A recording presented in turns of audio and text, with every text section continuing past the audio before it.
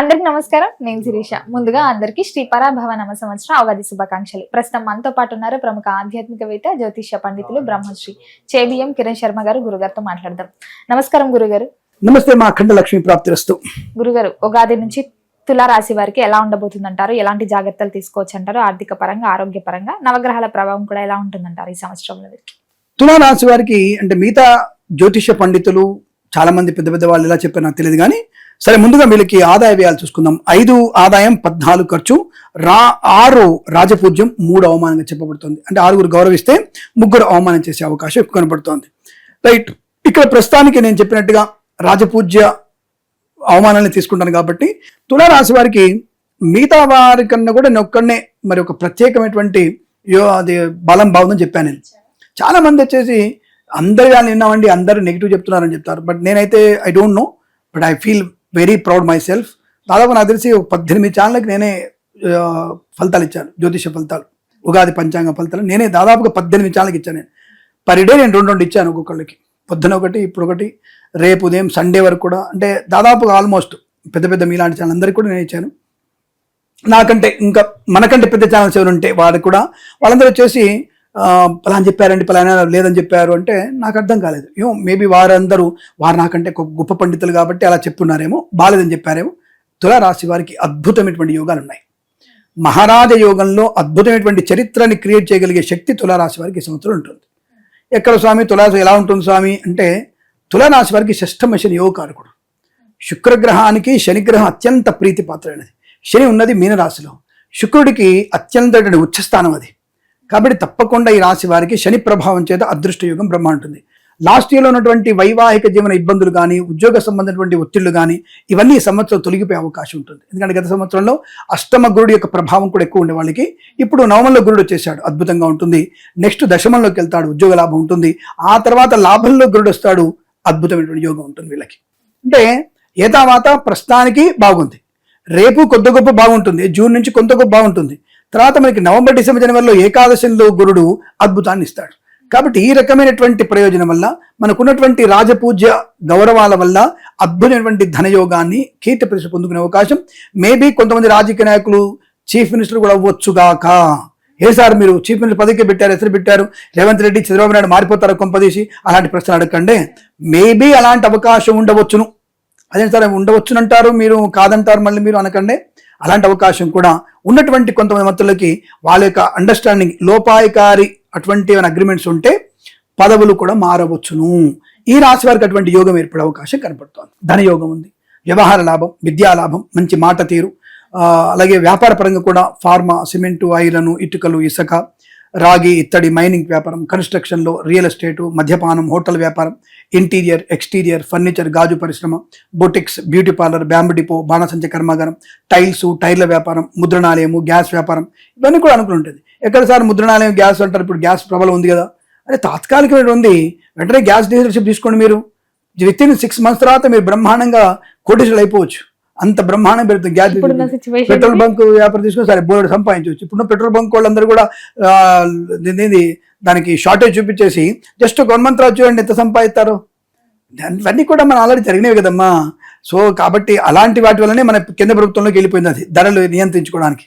కాబట్టి ఎట్లయినా సరే లాభాలు బాగా ఉంటాయి. అటువంటి వ్యాపారాలు కూడా పొందుకునే అవకాశం, ధనయోగము, వ్యవహార లాభము, ఉద్యోగ లాభం. మీరు ఇందాక రాశిలో అడిగారు ప్రభుత్వ ఉద్యోగాలు ఉంటాయని. ఈ రాశిలో వారికి ప్రభుత్వ ఉద్యోగాలు పొందుకునే అవకాశాలు, డబుల్ ప్రమోషన్, ఇంక్రిమెంట్ పొందే అవకాశాలు కూడా ఖచ్చితంగా ఉన్నాయి. తప్పకుండా వీరికి ప్రభుత్వ ఉద్యోగాన్ని పొందుకుంటారు. అంటే 4th క్యాడర్ ఉద్యోగాలు కూడా తప్పకుండా పొందుకునే అవకాశం, ప్రమోషన్ పొందుకునే అవకాశం. కారుణ్య నియామకాలు అంటే తల్లి తండ్రి ఎవరైనా ఉద్యోగంలో చనిపోయిన వాళ్ళకి పోలీస్ డిపార్ట్మెంట్లో తప్పకుండా. అలాగే ఈ రాశి ఉన్నటువంటి వ్యక్తులకి డీజీపీ స్థాయి యోగం వచ్చే అవకాశం కూడా ఉంది. ఇప్పుడు తెలంగాణ ప్రభుత్వంలో అది జరుగుతుంది. ఇప్పుడు డీజీపీ స్థాయికి 3 ఉన్నారు. ఇప్పుడు ఆ 3 ఒకరికి వచ్చేది ఒక రాశి అయినా తులారాశిలో ఉన్నాడు. అది ఖచ్చితంగా చెప్తాను నేను ఆ విషయాన్ని. దాదాపు ఆయనకే అయ్యే అవకాశాలు ఎక్కువగా ఉన్నాయి. 100% చెప్పడానికి అవకాశం ఉంటుంది. అందులో మీకు ఎటువంటి నేను కంగారు పడాల్సిన అవసరం లేదు. కాబట్టి మంచి అనుకూలమైనటువంటి ఒక యంగ్ డీజీపీగా వచ్చే అవకాశం మనకి. ఆల్రెడీ ఆయన సిటీ కమిషనర్గా కూడా ఉన్నారు ఇప్పుడు ఆయన. కాబట్టి ఆయనకే వచ్చే అవకాశాలు ఖచ్చితంగా ఉంటాయి. అది 100% కాన్ఫిడెంట్గా చెప్పగలుగుతాను. సో అటువంటి మంచి స్థాయి యోగము, ధనయోగము, ఐశ్వర్యము, విద్యాలాభము, share market, speculation, communities, crypto currency, bitcoins, లాటరీల వల్ల మంచి ధన ప్రాప్తి పొందుకోవడం, గృహయోగము, ధనలాభము, సంతాన యోగము, వివాహ యోగము, అన్యోన్య దాంపత్య జీవనము, విడిపోయినటువంటి కోర్టులో విడాకులు వచ్చినా మళ్ళీ ఇంటికి మా విడాకులు కట్టుకోగలిగే అవకాశం ఉంది వీళ్ళకి. కోర్టులో విడాకులటువంటి ఆఫ్టర్ ఆల్ పేపర్స్ వచ్చినా మళ్ళీ ఆ ఇంటికి ఆ ఇద్దరే మామిడాకులు కట్టుకొని ఇంట్లో వ్రతం చేసుకొని గృహప్రవేశం చేసి యోగం ఉంటుంది. మళ్ళీ మన అందరిని పిలుస్తారు, వాళ్ళు పిలిచి బాగుంది అదేంటి మనని విడాకులు తీసుకున్నారు, దరిద్ర మాట మాట్లాడకండి, మేము బ్రహ్మాండంగా ఉన్నాం ఇప్పుడు అనేటువంటి జీవితకాలం కలిసిమెలిసి ఉండగలిగేటువంటి యోగ్యవంతమైన జీవనాన్ని పొందుకుంటారు. అదృష్ట యోగం, కవల పిల్లలు పుట్టే అవకాశం, విదేశాల్లో మంచి స్థిరత్వము, గ్రీన్ కార్డ్, పిఆర్ పొందుకోవచ్చు, వ్యాపార పరంగా కూడా అనుకూలతలు, అదే రైతన్నలు కూడా మంచి పంట లాభాలు. 2 రకాల పంటలు కూడా వీళ్ళకి బ్రహ్మాండంగా పడుతుంది. మొదటి పంట నలుపు పంట, నల్లరేగడి పంటలు పండుతాయి. అంటే మీకు యవలు, మినుములు, రాగులు, తర్వాత వచ్చేసి సజ్జలు, తర్వాత మీకు నల్ల నువ్వులు, తెల్ల నువ్వులు కూడా బాగా పండుతాయి. తర్వాత పొద్దుతిరుగుడు పువ్వులు, టమాటాలు. సెకండ్ పంటలో దోసకాయలు, క్యాబేజీ, అలాగే మీకు ఈ సిమ్లా మిర్చి లాంటివి ఉంటాయి. సిమ్లా మిర్చి కానీ మామూలు మిర్చి కానీ పత్తి, ఇవి బాగా పండే అవకాశాలు ఉంటాయి. తప్పకుండా వీరికి రైతులకి 2 పంటలు కూడా మంచి లాభాలు కలిగించే అవకాశాలు, ఆరోగ్యవంతమైన శుభ లక్షణాలు, అనేక రకాల బంధుమిత్రుల సమాగమం, ప్రేయసి వీళ్ళు కూడా ప్రేయసి ప్రియులు ఒకటే అవకాశం. లవర్స్ ఇద్దరు కూడా ఒకటవుతారు. మంచి బ్రహ్మాండటువంటి తల్లిదండ్రులని మంచి మార్చి వాళ్ళ మనసు మార్చి తప్పకుండా మీరు చేసుకునే అవకాశం ఉంది. Very good, very good. అలాంటి శుభయోగాలు కూడా ఈ రాశి వారికి కనబడుతున్నాయి. గురుగారు, ముఖ్యంగా ఎవరైతే తులారాశి ఉన్న తల్లిదండ్రులు పిల్లల పట్ల ఎలాంటి జాగ్రత్తలు తీసుకోవచ్చు అంటారు? అదే నేను చెప్పిన కాబట్టి వాళ్ళు ఆ ప్రశ్న అడుగుతున్నారు. అంటే ఎంత తెలివైన ప్రశ్న. అంటే మీరు తల్లిదండ్రుల్ని ఏ మారుస్తున్న విషయంలో ఆవిడ కొద్దిగా వచ్చేసి తల్లిదండ్రుల్ని జాగ్రత్తగానే వాళ్ళని మార్చి వాళ్ళని ఒప్పించి పెళ్లి చేసుకునే అవకాశం ఉంటుంది. తల్లిదండ్రులు కూడా ఏం చేస్తారు, బ్లాక్మెయిల్ చేస్తున్నారు, నువ్వు చేస్తావా చేయవా, లేదంటే పొద్దున్న లేచిపోతా అనేటువంటి మాట్లాడితే ఏం చేస్తారు, వాడు తచ్చుకుంటాం, అమ్మ వద్దులే పరువు తీయకమ్మ, మేమే ఒప్పుకుంటాం. సంఘాలకు బయటకు వచ్చేసి మా కుల మతాలకు ఎటువంటి భేదాభిప్రాయాలు ఇవ్వండి, మాకు ఏ కులమైన ఒకటే, ఏ మతమైన ఒకటే, మేము సెక్యులర్లో ఉన్నాం మేము, కాబట్టి మాకు హ్యాపీ అని చెప్పేసి వాళ్ళు పాపం మేకపోతు గాంభీర్యాన్ని ప్రదర్శించి పెళ్లి చేస్తారు.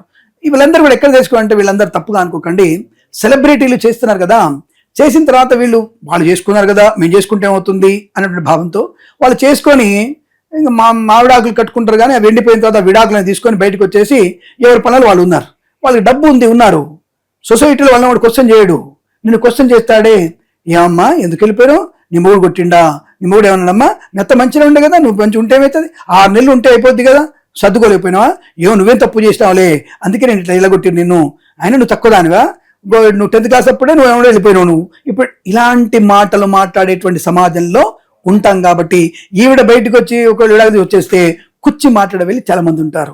అక్కడ మనోవేదనకు గురయ్యే అవకాశం ఉంటుంది. కాబట్టి జాగ్రత్తగా ఉండని చెప్పడం. ఇక్కడ మీరు అడిగిన ప్రశ్నకి తల్లిదండ్రులు ఒప్పుకొని 10 మంది చేత అనుకూలంగానే తప్పకుండా పెద్దల అంగీకారంతో ప్రేయసి ఒకటవడం, పిల్లల్ని జాగ్రత్తగా చూసుకోగలిగే అవకాశం ఉంది, వీళ్ళకి ఇబ్బంది పడడం. అందుకే నా తులారాశి వారికి అల్టిమేట్ శుభయోగాలు నేను చెప్పింది. అందుకే తప్పకుండా గృహలాభము, వివాహము, నేను అన్నట్టుగా పిల్లలతో మంచి అనుబంధం పెంచుకునేటువంటి అవకాశాలు బలంగా ఉన్నాయి.